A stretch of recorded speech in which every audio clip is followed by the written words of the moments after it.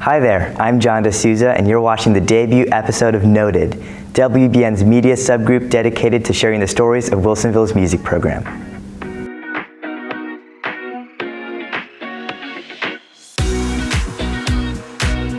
Embarking on what would be the trip of their lifetime, 18 Wilsonville students traveled to Europe this summer for 2 weeks on a music tour consisting of band, choir, and orchestra.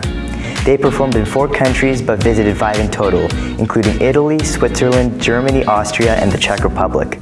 Run by the Oregon Ambassadors of Music, this tour spends 2 weeks every 2 years sharing music all across Europe. I asked the tourists how they got involved with OAM in the first place. I've always wanted to travel to Europe, and so being able to play my violin in Europe while also traveling and getting to meet new people, all of that sounded exactly what I wanted to do. I've heard about OAM when it was just band, and then I heard about OAM when it was band and choir. And then I happened to mention it to somebody, and they said, well, this is the first year they're going to have an orchestra. And I said, I'm in. I'll be happy to chaperone. I wasn't even thinking about conducting at all. When it came up, no, we don't want you just to go. We actually want you to co-direct. I was thrilled.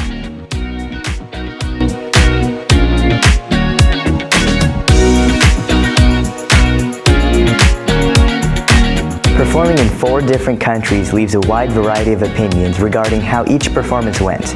I asked the tourists which concerts were their favorite and why. Probably, honestly, Prague. And so we were playing right in front of the Dvorak Theater, and then on the other side of us was the Moldau River, and one of the pieces we played was the Moldau, so that was a nice little moment there. Yeah, it was just a gorgeous place to be, and it had good temperatures. I'm gonna have to say Engelberg was my favorite. We got to perform this nature park almost. It was just so cool. And the weather was really good. It was nice and cool. It wasn't humid, wasn't hot. So it was just a really fun experience getting to perform there. I would say my favorite performance was the one in Switzerland. We were in this beautiful hall, and it was after we had gotten the first performance over with. We had experienced it once already, and so we kind of knew being able to share our art in such a beautiful space that is also so full of art was really, really cool. My favorite was probably the Cremona Duomo. It was a 12th century Gothic cathedral in the very center of Cremona, Italy, and the acoustics in it were just phenomenal. The sound would reverberate endlessly, and you could feel both the history of the location as well as just the sense of community in singing together in a location like that. Lots of happy memories were made during each performance. However, some parts of the trip were harder than others. It was hard to be on a different time zone. Many airports, I think we had, 3-4 legs on the way there. That was kind of tough, and coming home was even harder. The jet lag was crazy, going to bed at 5 in the afternoon and getting up at 3 in the morning and not being able to change jet lagged when you got? Oh my gosh, so jet lagged. But I'm a lot older than you are, so it really affected me I didn't expect any of that. Despite a few rough patches, the trip overall was a huge success. The positives of performing in churches that were hundreds of years old, so enriching. When we perform, you have to manipulate and you have to adjust to your environment so quickly that it's such a great learning experience to play in a new site, let alone one that just blows your mind. On a Europe tour that previously only took choir and band, the orchestra joined this year for the first time. The orchestra was organized and conducted by co-directors Christy Stingle from Lake Ridge High School and Connie Lorimor from Nelson High School. I sat down with Miss Lorimor as she talked through her experiences from conducting and why her and Miss Stingle chose primarily American literature for the orchestra's performance set. They hear Vivaldi, they hear Bach, they hear Puccini, they hear all of this high-level classical music. And not that the music that we were doing wasn't high-level, it just has that American sound where you're playing American composers, you're playing that American kind of tonality that you don't get from a classical piece from 300 years ago. And so we've borrowed so much from the European culture that it's kind of nice for American composers who put their own spin on it. But pieces that might have an Appalachian folk song attached to that sound, or Henry Mancini when you do the Pink Panther. The theme, it's incredible because it has such a jazz American root to it. So it was really fun to do modern composers that don't sound like ooh-ee-ah-ooh music. It's not that kind of music that you can't relate to. A lot of American composers, we are modern composers because we are a modern country. As the lone Wilsonville representative in the choir, Annika Martin forged her own path, bonding with other Wilsonville students and choir members beyond her bus group. Annika dove into what it was like being the only choir member representing our school and how that reality shaped her experience in Europe. I got to know most people in my section, and then I went off and hung out with them at certain points on the trip, especially when band and orchestra had concerts. And then I got to know just about all of the choir people on Green Bus also, in all four sections. I think the experience as it was fantastic, and the bus group just made it so much more incredible.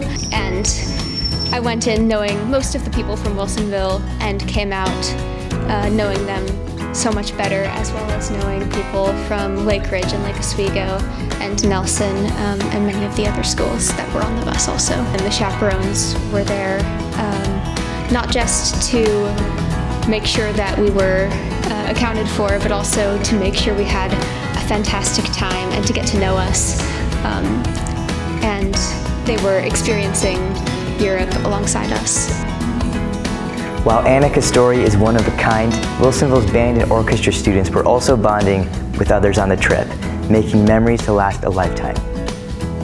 I made so many friends and memories, and you just kind of learn that, like, you know, you put your phone away and, like, you know, you can sit with someone for like hours on the bus, and then all of a sudden, like, you know everything about them, and it's like you have a new friend, and boom, you become so close with all these people that when it's time to go home, you're like, I'm saying goodbye to my family.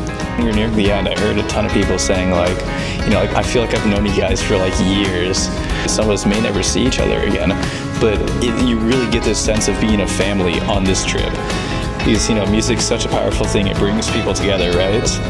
It's just such an awesome experience. And if, like, you ever get the chance to, like, go to Europe or go on this trip, I would say 100% it is worth it. In addition to the incredible growth each student experienced, lifelong memories were made through stunning performances, breathtaking views, and lively European culture. Each of those experiences forever changed each student's perspective on life outside of the U.S., and watching their jaws drop at the sheer richness of European culture, art, and music was the highlight of Miss Lorimor's trip. The ability to go and put concerts on like that was invaluable. As an adult, watching kids experience and learn and see for the first time other sights and other cultures and other scenery that just having it be mind-blowing to them really enriches my soul as well. In closing, the Oregon ambassadors described how the tour changed and grew their appreciation for the uniting and healing power of music. I would say it made me really understand the importance of the people you're playing alongside.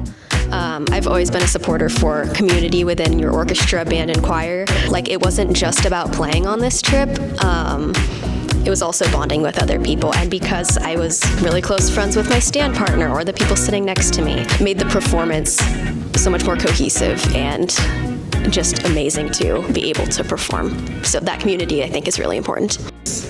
A little bit like, I totally forgot the question.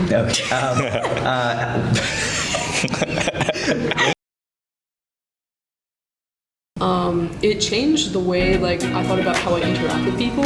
Like, it was just such a cool thing to be able to connect with, like, all of these people and not speak a look at the same language. You know, like when we're at restaurants or like when we're at shops, like I just like kind of had these cool little interactions, and I think I'll remember those a lot more than like anything else. Every place is so different from one another.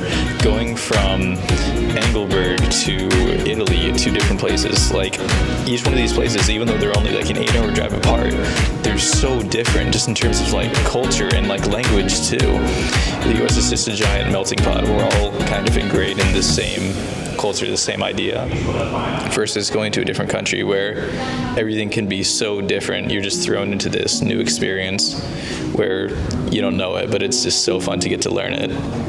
I gained so much appreciation for European culture and heritage, and just the differences as well as the similarities in culture between a lot of the countries in Europe and in the US.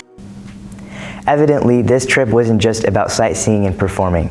It was about the experiences along the way. As Xander stated, music is a powerful force that brings people together. This trip made memories for tourists as well as the foreign audiences. When performing, the band, choir, and orchestra shared a collective story and the individual layers that bring the music together. And the European audiences were right there to experience it. That is what it means to be a musician, to provide service and storytelling wrapped up in an art form that takes you places you never thought possible. These students are more than high school musicians. They are now forever Oregon ambassadors of music.